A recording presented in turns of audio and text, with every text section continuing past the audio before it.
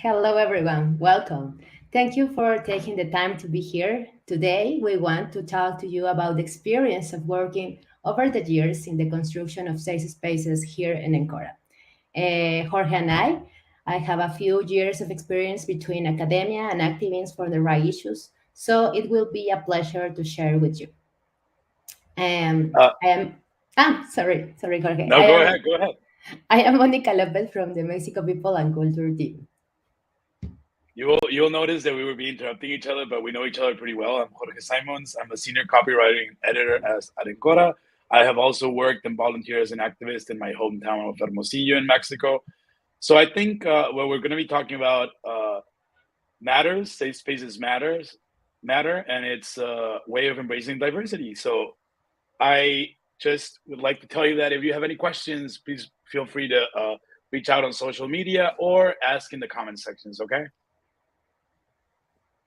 So the first step to understanding diversity is to try and embrace it as a core value, to understand that humans have an intrinsic value just because they're human, and that sometimes people need help feeling safe and feeling okay with their surroundings to bring the very best of themselves to the front. But the first thing I would say is the meaning of diversity. Diversity basically means including everyone, regardless and because of their personal story, identity, nationality, sexual orientation, and all these little pieces of personal stuff that makes us who we are. And we need to value that in order to create a safe space. Of course, we decided to talk about that because we know the spaces and the company, we are in different moments about that, no? And we generally believe in the promoting and living diversity is a fundamental issue for the freedom to the people. So, and before to talk about that, probably use a lot of times the word safe spaces. So, what is a safe spaces? It's a place or environment in which a person or category or people can feel confident, can feel safe, no?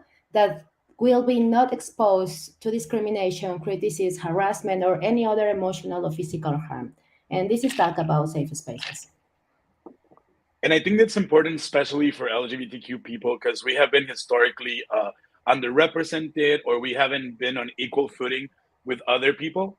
So LGBTQ people have a way of understanding the world that might be different, or it might be an experience that is not reachable for everyone who is not LGBTQ. And this is based around labels. And I know labels sound like something bad, but I'm going to let Monica talk a little bit more about that because I think she has a grasp on that concept specifically.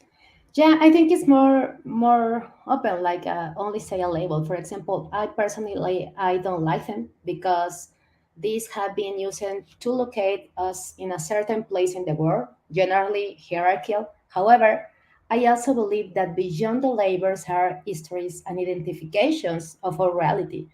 For example, even if I don't want to label me as a Latina woman or from LGBT community, they are going to treat me as a one with what this implies. So I think we have to be careful in believing that because I decide not to use labels with it, it also means they erase all the structural conditions. No, I am not saying we use them, okay? But that we can talk about how we are different to treat each other the same. Yes, in order to foster diversity, we do need to not label, but identify people and their experiences. So the first question would be, how can we foster diversity in our company? And this is for anyone who works at any company in the world. Doesn't matter if you do software like we do. Uh, it doesn't matter if you work in construction, if you're the CEO or you're a developer or you are a secretary. It doesn't really matter in what position you are. You can always foster diversity in your company just by stopping and listening because you are an integral part of that work community and that workplace and that work culture. And I believe that stopping and listening and putting out the feelers out there for different stories also is also good for you as a person because you get to see other ideas and other perspectives that are not attainable to you. So the first thing to foster diversity, just repeating myself, is to stop and listen, right? And then I'm gonna let Monica answer the second question.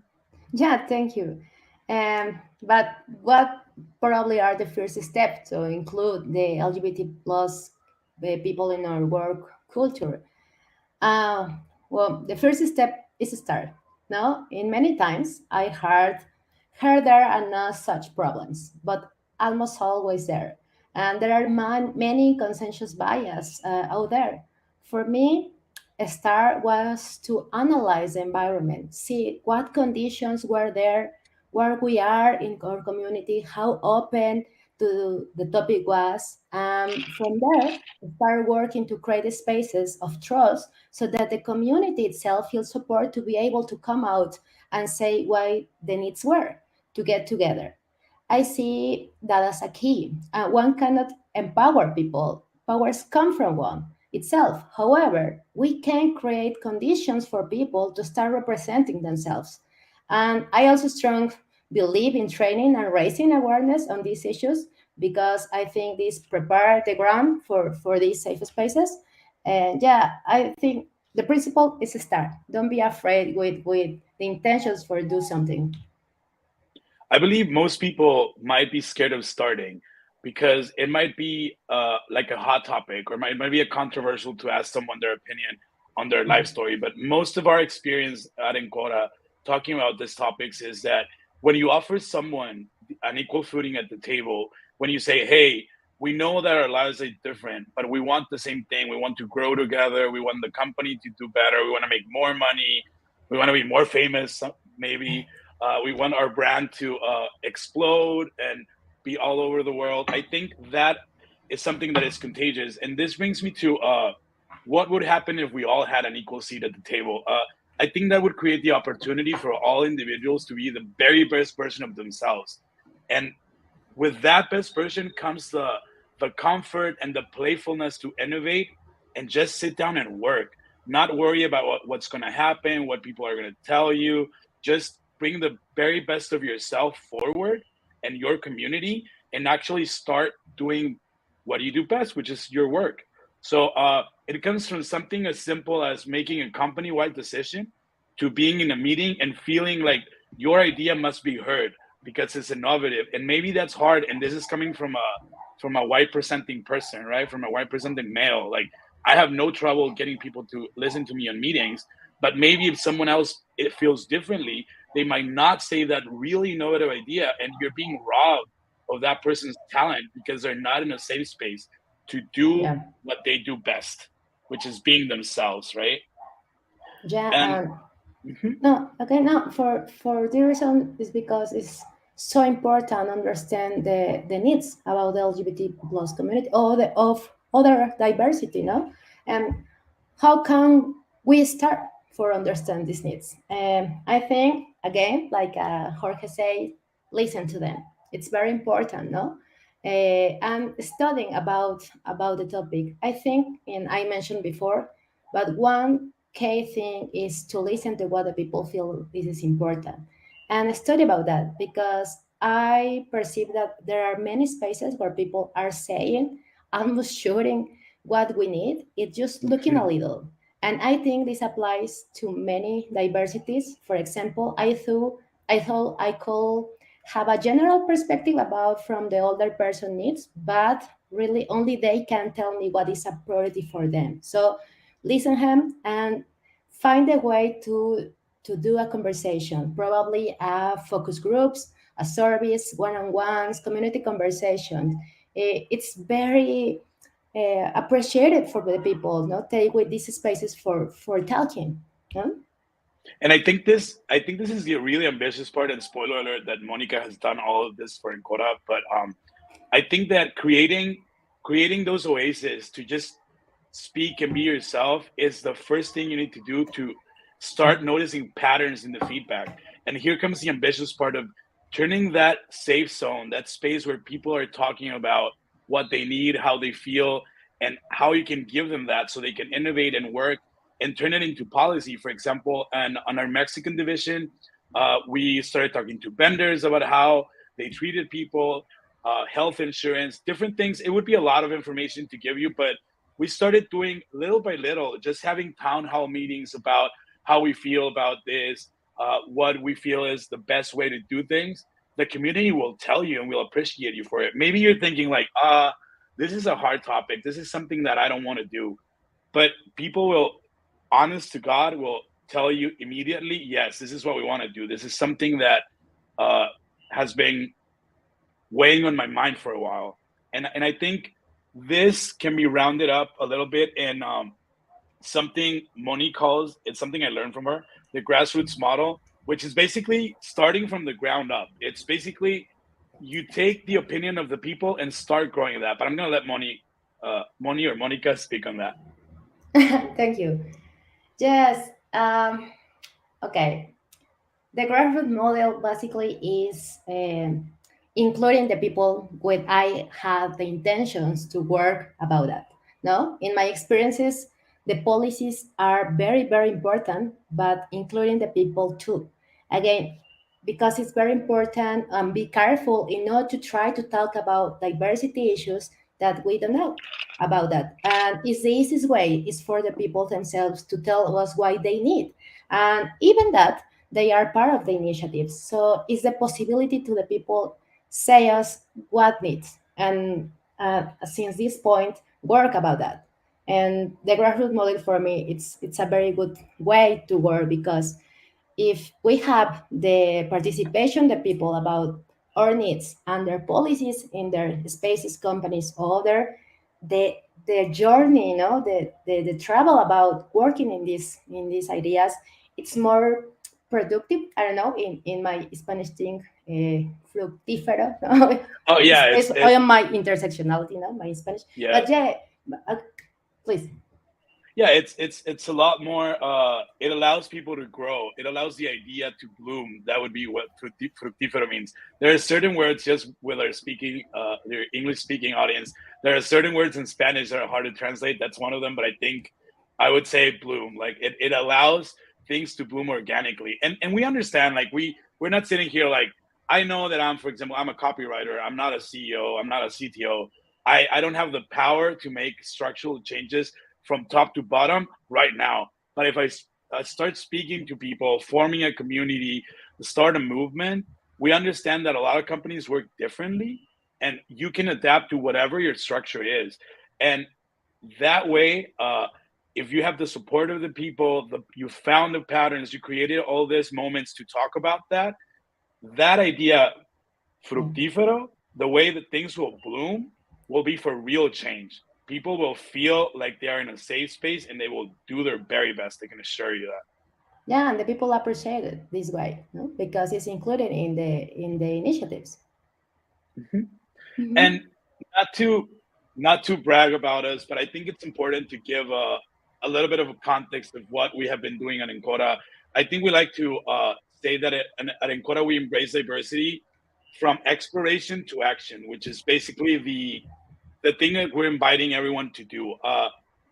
So for the company, for the company's inclusivity to actually work, uh, you need to, again, this is kind of like a summary. You need to make diversity one of your core values and believe that it has something to do with your business, right? And in our Mexico division, we applied this grassroots models, and I did say that there was a spoiler alert because Monica led two different teams, which were totally voluntary. We did not uh, ask people to join, or we would fire them, or anything like that. We had an LGBTQ plus group. It was private. It was definitely a safe space. And also at some point in time, after a few months, we asked our allies because we couldn't do it. It's not only about LGBTQ people. A lot of people agreed with us and felt that they needed a safe space too. A safe space too. Sorry. So we added another group called LGBTQ plus allies, and together we make decisions that have transformed this feedback we were talking about into policy. But I am again gonna send mics, the virtual mics, over to Monica so she can speak a little bit about her work with these groups. Yeah. Well, first was like I don't know, a spectator, observer about that, and listen to the people in one-on-ones about our needs, what is our expectations, talking what is our priorities, and I really appreciate work with the LT leadership team about LGBT community because it's a self-organization about our needs, a self-representation. And it's, for me, what's very, I don't know,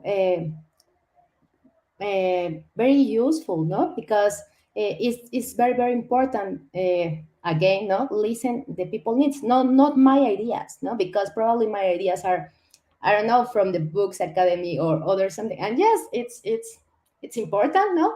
But the really needs or priorities of the people is can express by yourself. So work with the LGBT community and the leadership team was amazing. Huh? And I think we were really lucky to find you because Monica has a good track record, a long track record of doing this kind of thing for other spaces, uh, academic spaces also. But one of the feedback that you might find is that maybe you need to hire someone like Monica or someone like Jorge or someone like, I don't know, someone specific that might enact those policies. This is something we were talking about during our rehearsals, and I think Monica brought it up that maybe the feedback is, you know what, this leadership team needs a leader, needs someone to move it forward. And I Yeah. think as a coworker, as a worker at that company, I will start identifying that the company is taking serious steps to show me that it cares for me, so I can uh, redouble or like actually commit fully to it and have a sense of belonging. This sounds really corny, I know, but it's the way that things go, right? Yeah, yeah, and I think, and for moving to the next question, and at this moment, I talking about organization or leaders or etc. About how implementize, no, these initiatives, but as a worker, no, for example, if I work in other place, no, what signs can I identify of a company that cares about diversity? Because it's important about talking about safe spaces, not only here, not because in other spaces. And first, I think, I don't know what you think, Jorge, minorities develop a kind of superpower to see if places have a diversity approach, right?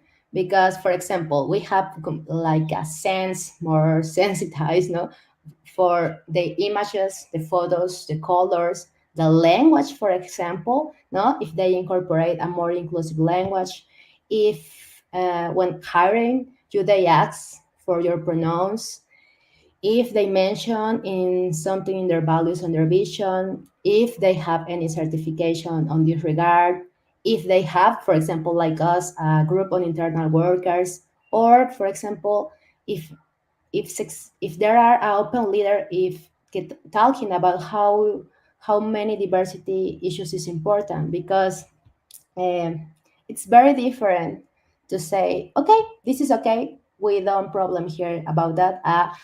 Talking in public about that, no, and we are promoting these topics. It's different, and more for people like LGBT communities about our invisibility. So one of sign of this place really have a commitment with diversity is talk in open spaces about that, no. And I don't know if I, you I have was going to anything. say, just you just Sure. reminded me that, for example, our division in Brazil has had a lot of very good feedback. They just post things about people in social media, like engineers, designers, people from administrative areas. Like they just talk about the topics, and I agree 100% that we have a superpower to understand if that company is good for us or not. And we might take the gamble of joining the company and leaving. I would I would ask recruiters or people that are in positions of power, let's say in the company, that maybe they offered a lot of money to a one person and they don't understand why they didn't take the job.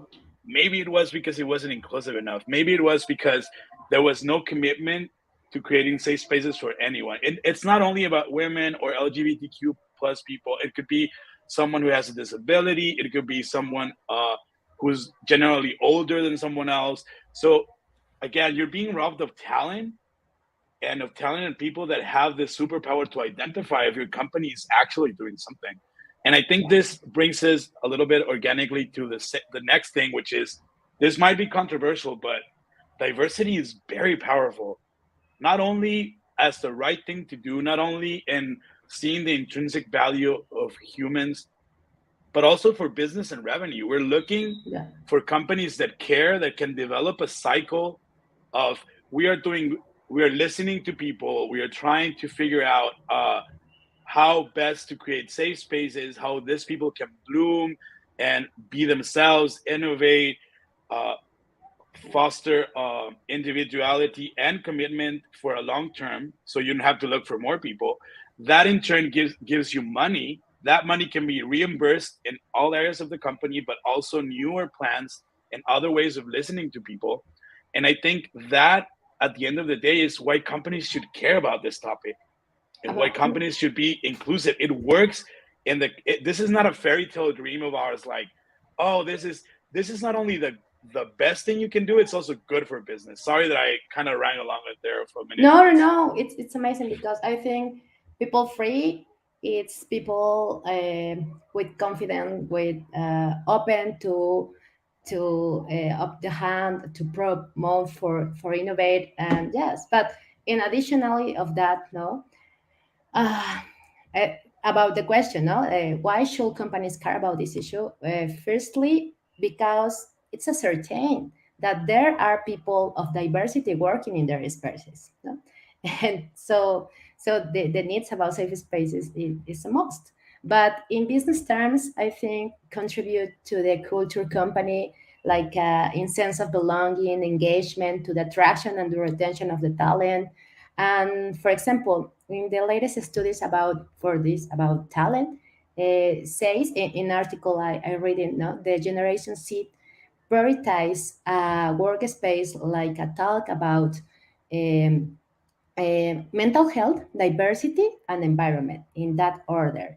So it's our market, no? No, this is the generation, come on. So it's also responding to the needs of the market and wanting to be a progressive company implies being on the forefront of these issues and that will differentiation of the other spaces.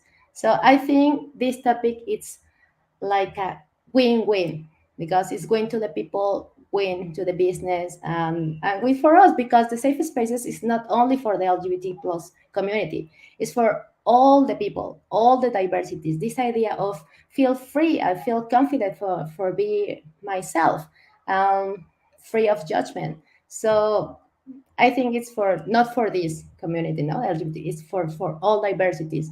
The need for create more safe spaces in our space, in our in our companies and in other places. Yeah. And I keep quoting you, but something you said to me when we were planning this really resounded to me, which is this is even about branding. Like, if people notice that your company is out there being progressive, being at the forefront, as you mentioned, of social movements, Generation Z will be there to support you, and they will be hireable, and they will be committed to your company and to the ideals of the company of growing together. So I also believe that maybe I'm looking at it as a marketer, right? Because I sort of work at the marketing department, but or the marketing division. But I think that is very powerful for a brand to actually say, hey, we have a position here for people that we have a specific position of someone who's in I don't know how to say it, but is someone is responsible for creating safe spaces like Monica, for example, or Jorge, and that transcends your brand and uplifts those people, and it can be an opportunity for business too. So, uh, I think that's a good Yeah, summary. I adding Listening to something people. about Ah, of that course, of course. because I think it's important to lead in these topics, but I think the idea of safe space is everyone's job because everyone and co-workers can be a part of the no, for example, taking our training seriously, no, and understand our personal bias, not assuming about that and ask questions and be respectful with the ideas of the others. I think it's for all people these continually initiatives for do as safe spaces. Yeah, the leads is important, but it's everyone's job. Yeah, only I can say this. This is why Monica is the expert. I'm kidding, but yeah, it's fostering. No, yes, it's fostering. I think it's fostering the community. And I know that community is a strong word, but if you want to use workplace, it's okay. It's fostering diversity in the workplace and creating that like sphere of protection around every single member of your organization, not only the LGBT. So that I think that is Yeah, exciting and beautiful and good for business. So I don't know what else we could say to convince uh, any of the people that work at a company or that have or are part of a social group that diversity can be powerful and good for you, right? I just want to take a yeah. minute to remind people that they can ask us questions. We have like a minute to go, so we might not be able to answer them right now live, but we will be creating some sort of content Mhm. or posting it on social media with the expertise, with my expertise, whatever that is, and Monica's.